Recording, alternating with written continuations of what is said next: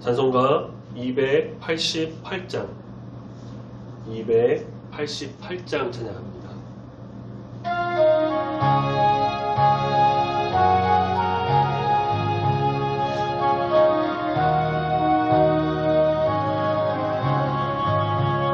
예수를 나의 구주 삼고 성령과 피로써 거듭나니 이 세상에서 내 영혼이 하늘의 영광 누리노라. 이것이 나의 간증이요 이것이 나의 찬송일세. 나 사는 동안 끊임없이 구주를 찬송하리로다. 온전히 주께 맡긴 내 영 사랑의 음성을 듣는 중에 천사들 왕래하는 것과 하늘의 영광 오리노라. 이것이 나의 간증이요 이것이 나의 찬송일세. 나 사는 동안 끊임없이 구주를 찬송하리로다. 주 안에 기쁨 누림으로 마음의 풍랑이 잔잔하니 세상과 나는 간 곳 없고 구속한 주만 오이노라. 이것이 나의 간증이요 이것이 나의 찬송일세. 나 사는 동안 끊임없이 구주를 찬송하리로다.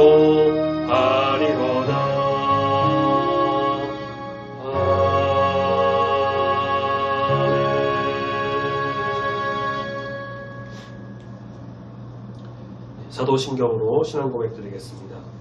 전능하사 천지를 만드신 하나님 아버지를 내가 믿사오며 그 외아들 우리 주 예수 그리스도를 믿사오니 이는 성령으로 잉태하사 동정녀 마리아에게 나시고 본디오 빌라도에게 고난을 받으사 십자가에 못 박혀 죽으시고 장사한 지 사흘 만에 죽은 자 가운데서 다시 살아나시며 하늘에 오르사 전능하신 하나님 우편에 앉아 계시다가 저리로서 산자와 죽은 자를 심판하러 오시리라. 성령을 믿사오며 거룩한 공회와 성도가 서로 교통하는 것과 죄를 사하여 주시는 것과 몸이 다시 사는 것과 영원히 사는 것을 믿사옵나이다. 아멘. 하나님 말씀 시편 66편 말씀을 같이 보겠습니다.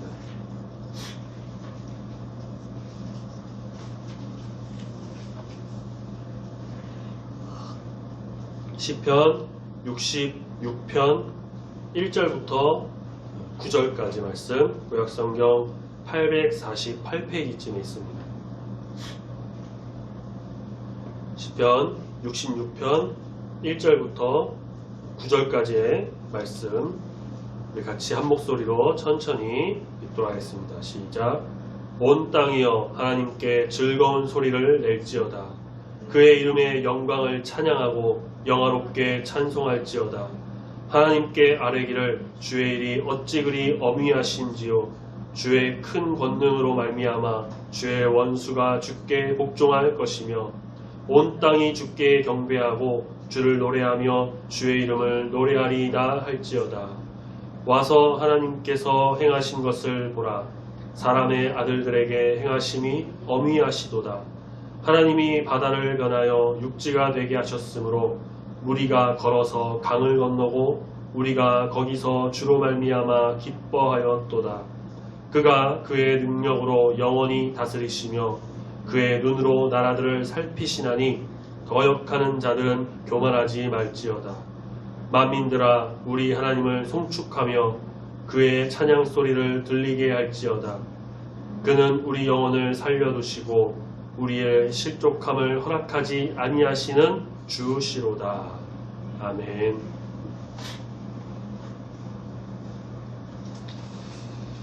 오늘 66편 말씀에 우리 1절부터 먼저 4절까지를 같이 먼저 보시면 온 땅으로 시작해서 온 땅으로 끝납니다. 시인은 온 땅을 호명하면서 1절에서 하나님께 기쁨으로 소리치라고 초대하죠. 온 땅은 말 그대로 땅 전체를 일컫는 말입니다. 이것은 시인의 우주적인 관점을 드러내요.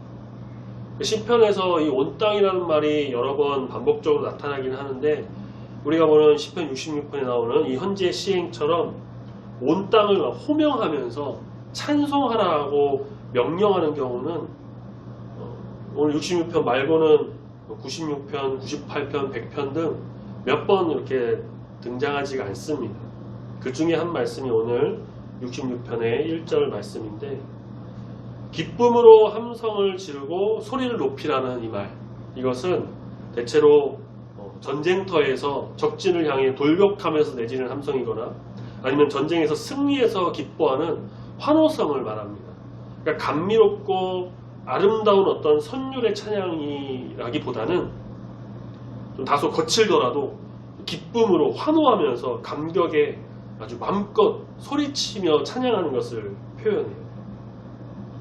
그의 이름의 영광을 노래하고 그를 영화롭게 찬양하라고 2절에서 또 초대합니다.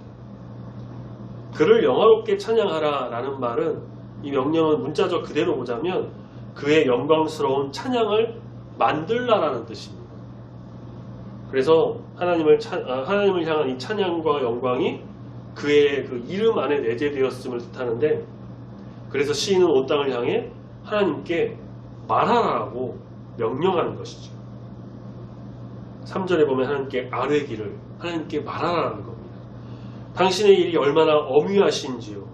하나님을 향한 감탄과 아주 감격의 목소리입니다. 이 엄위라는 말은요, 거꾸로 하면 또 위험인데 두려워하다라는 의미가 들어있어요. 그래서 하나님의 그 영광스러움과 두려움에 대한 어떤 가슴 벅찬 표현이다 라고 할 수가 있습니다.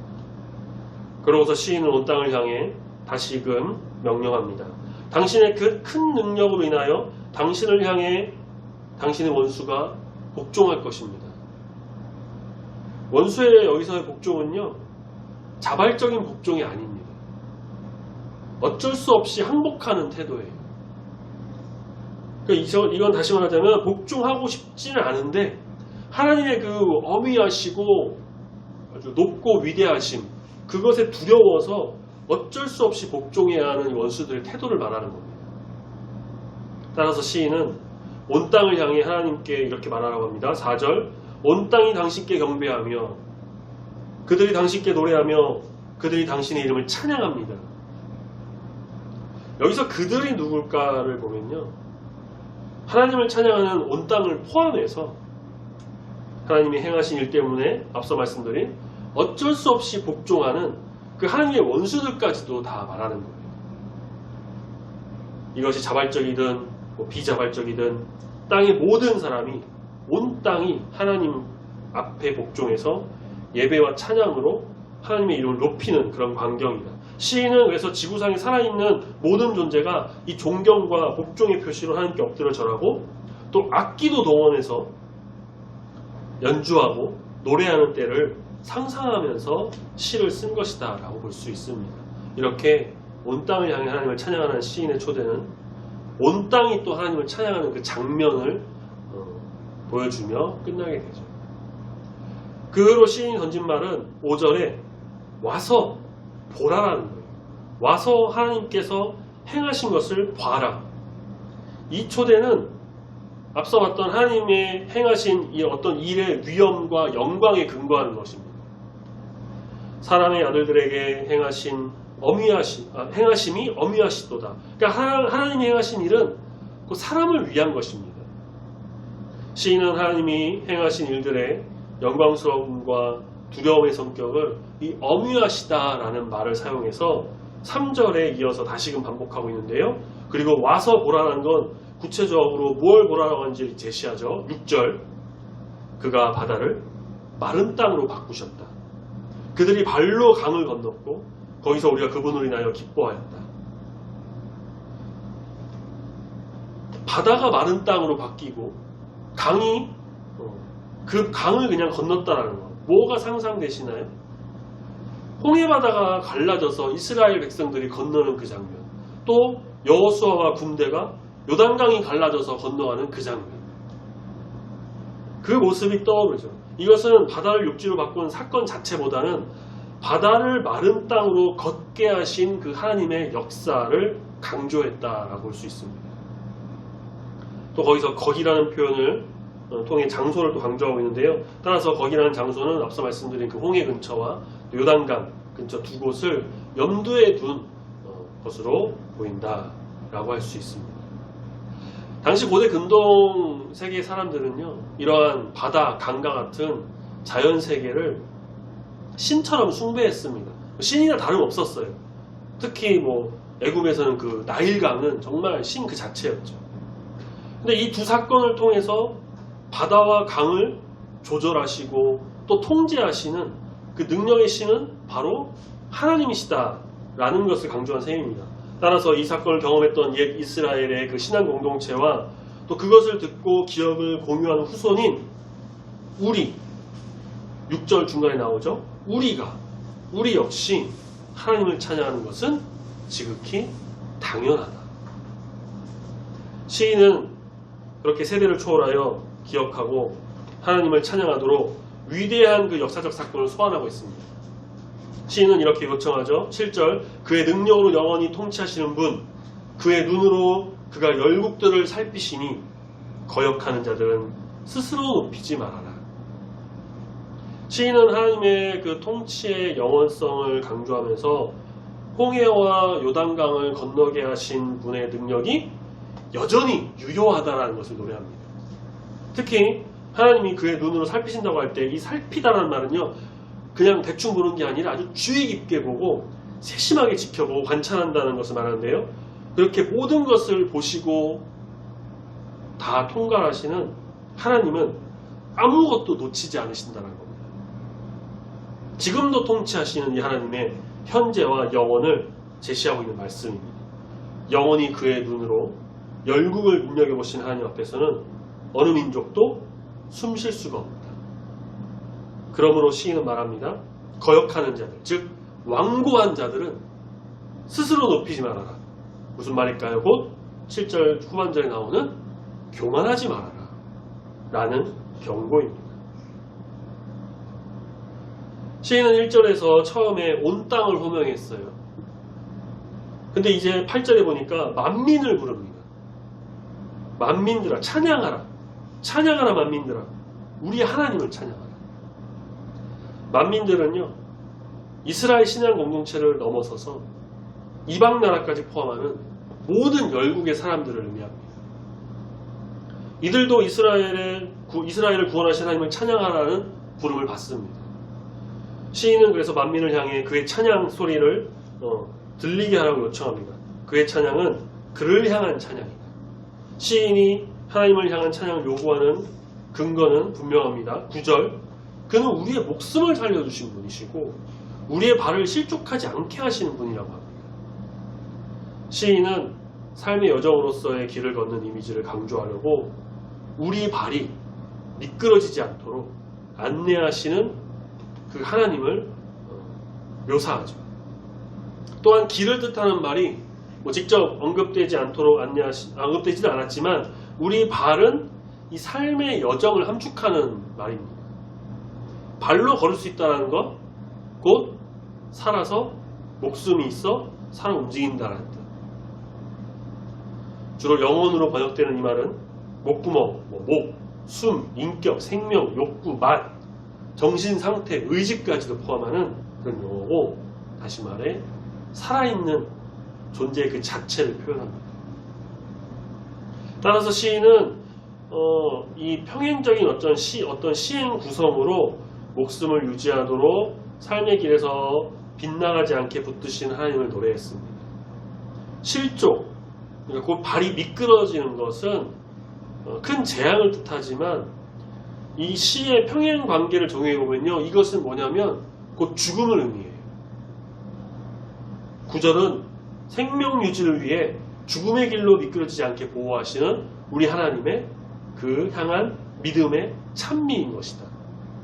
또한 시인의 찬양은 개인적인 차원에 머물지 않습니다. 우리 영혼이라는 표현을 보여주는 것처럼 내 영혼이 아니라 우리 영혼, 공동체성을 강조하죠. 온 땅, 만민, 그런 아주 넓은 의미를 상징하는 말을 호명하면서 우리 하나님을 찬양하라는 이 시인의 요청에서 시인의 공동체성이 강하게 드러나고 있습니다. 이처럼 시편 66편의 시는 우리가 뭐 다음 주에 또 그 뒤에 이어서 10절 이하라도 보겠지만 시편 66편은 감사와 찬양이 그냥 개인적인 관심사나 영역에 머무르지 않는 것, 그렇게 하지 않는다라는 중요성을 말하고 있어요. 다시 말해 성전 안에서의 예배의식에 그치는 그런 경건만을 말한 게 아니라 온 땅과 만민들이 함께 하나님의 영광을 정말 찬미하는 어떤 공적이고 공동체적인 그런 삶으로 초청하고 있는 말씀이다 라고 우리가 볼 수가 있습니다. 우리 주 하나님은 정말 찬양받기에 지극히 합당하신 분이십니다. 온 천지 만물을 창조하시고 세상을 주관하시고 우리의 삶도 주관하십니다. 또한 독생자 예수 그리스도를 이 땅에 보내셨고요. 그 지극한 사랑으로 우리를 구원의 길로 인도하셨습니다. 죄와 사망에 빠질 수밖에 없는 이 죄인인 우리를 건지셔서 생명의 길로 인도하셨어요. 우리는 그래서 예수님을 믿으면, 우리를 위해 십자가를 지신 주님을 믿으면 주의 자녀가 되어 구원에 이르는 놀라운 은혜와 축복을 누리게 됩니다. 이 모든 것이 하나님께서 이루신 일이고 지금도 하나님께서는 부단히 일하시고 역사하시면서 우리를 위해서 나타내시는 그 섭리, 그것이 드러나고 있죠. 이러니 우리가 하나님을 찬양하고 경배하지 않을 수가 있을까요? 우리뿐만 아니라 온 땅이, 온 만민들이 하나님을 찬양합니다. 온 백성이 주를 높이며 경배합니다. 그래서 시인은 외칩니다. 만민들아, 우리 하나님을 송축하라, 찬양하라. 어렸을 때요, 그런 이야기를 하나 들은 적이 있어요. 이야기를 듣고 저도 한번 살펴봤더니만 정말 그런 게 있었는데, 병아리가 물을 마시고, 물 마실 때 보니까 물을 한 모금 마시고 고개를 이렇게 위로 드는 거예요. 갓 태어난 병아리라는 이 미물도 물 한 모금에 하늘을 우러러서 하나님께 감사하고, 물을 마시고 또 고개를 들어서 하나님께 감사하면서 기도하고 찬양한다라는 것. 물론 정말 그런 게 아니라 뭐 이렇게 물이 잘 내려가게 하는 뭐 그런 걸 수도 있고 어떤 의미인지는 잘 모르겠는데요. 제 기억으로는 부모님이었나 아니면은 교회 선생님께서 말씀해 주셨던 걸로 기억해요. 근데 이게 뭐냐면은 우리가 모든 일에 정말 감사하고 하나님께 영광 올려드리고 또 먹을 것을 주신 하나님께 감사하고 인도하신 하나님께 감사하고 이 병아리도 하나님께 감사하고 기도하고 찬양하는데 우리도 그렇게 해야 되지 않냐라는 말씀을 하시기 위해서 그렇게 하셨던 이야기가 아닌가 싶어요. 그때는 정말 어렸을 때니까 믿었고요. 머리가 자라면서 에이 그게 뭐야 했는데 지금 우리가 말씀을 보면서 다시 한번 생각해 보면은 온 땅, 여기서 말하는 온 땅, 만민은 살아 숨쉬는 모든 걸 말합니다. 그 모든 만물이 전능하신 하나님을 찬양한다는 것이죠. 병아리도, 닭도, 강아지도, 고래도 그 동물의 세계를 우리가 뭐 다 알 수는 없지만 하나님이 만든 그 피조물인 온 땅의 만물은 주님을 높이고 찬양하고 경배하는 것이 지극히 당연한 것이라는 겁니다. 우리는 하나님의 자녀입니다. 거룩한 백성, 아름다운 성도예요. 특별히 이제 우리가 고난주간과 또 부활주의를 앞두고 있는 가운데 우리를 위해 정말 모든 걸 내려놓으신 예수님을 온전히 높이고 찬양하고 경배하는 거룩한 성도가 다 되어야 할 줄은 있습니다. 우리를 위해 모든 것을 정말 아끼지 않고 부어주시는 그 하나님의 은혜에 우리가 감사드리면서 하나님께 정말 온전한 찬양과 영광을 올려드리는 그런 삶을 사는 우리 모든 성도님들이 다 되시기를 소망합니다. 아멘. 그렇게 할 때 하나님께서는 오늘 말씀 9절에 나오는 것처럼 우리 영혼을 살려주시고요. 우리가 실족하도록 그냥 내버려두지 않으신다는 것입니다. 이러한 은혜를 누리며 주님 안에서 온전한 삶을 살아가는 우리 중국교회 모든 성도님들이 다 되시기를 소망합니다. 아멘. 찬양하겠습니다. 찬송가 21장.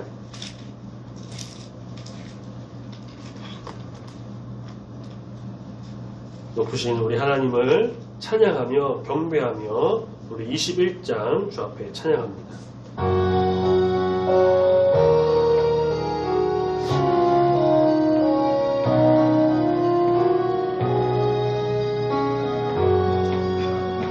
다 찬양하여라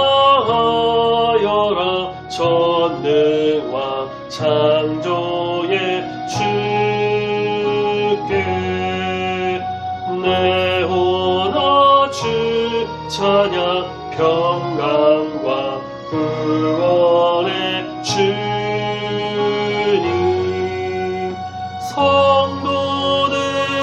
성도들아 주 앞에 이제 나와 즐겁게 찬양하여라 다 찬양하여라 놀라운 만유의 주께 포근한 날개 밑 늘 품어 주시는 주님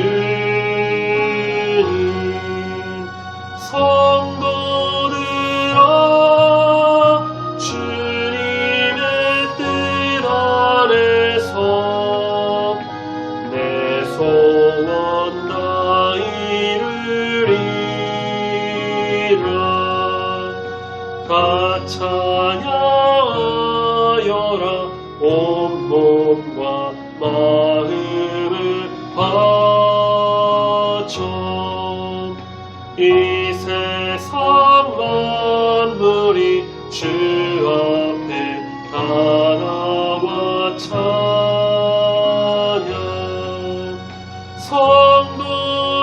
성도들아 기쁘게 소리 높여 영원히 찬양하여라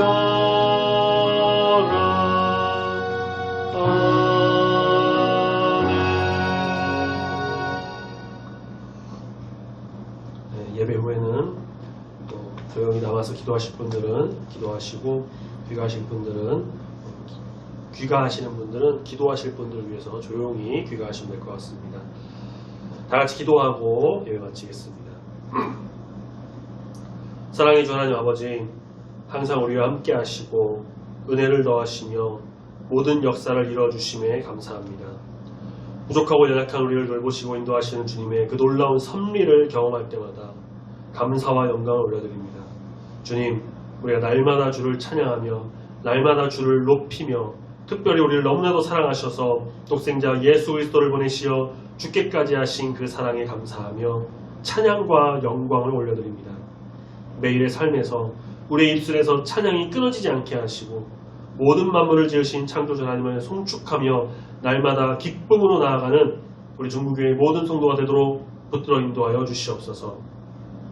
온 땅은 주를 경배하고 온 만물은 주를 찬양하오니 우리가 이 경배와 찬양에 동참하여 주를 높이며 아름다운 주의 뜻을 이루는 귀한 백성이 되기를 다짐하며 이 시간 기도합니다. 주님, 우리를 붙잡아 인도하여 주시옵소서. 남은 한 주간도 동행하여 주시고 언제 어디서나 무엇을 하든지 우리 주님을 바라보며 믿음으로 승리하는 귀한 삶이 되기를 소망합니다. 고난주간을 앞두고 있는 가운데 더욱더 예수님을 묵상하며 십자가로 나아가는 귀한 성도가 되기를 소망하오니 함께하여 주시옵소서. 감사드리며 거룩하신 예수님의 이름으로 기도드립니다. 아멘. 하늘에 계신 우리 아버지여, 이름이 거룩히 여김을 받으시오며 나라가 임하시오며 뜻이 하늘에서 이루어진 것 같이 땅에서도 이루어지이다. 오늘날 우리에게 일용할 양식을 주옵시고 우리가 우리에게 죄지은 자를 사하여 준 것 같이 우리 죄를 사하여 주옵시고 우리를 시험에 들게 하지 마옵시고 다만 악에서 구하옵소서. 내게 나라와 권세와 영광이 아버지께 영원히 있사옵나이다. 아멘.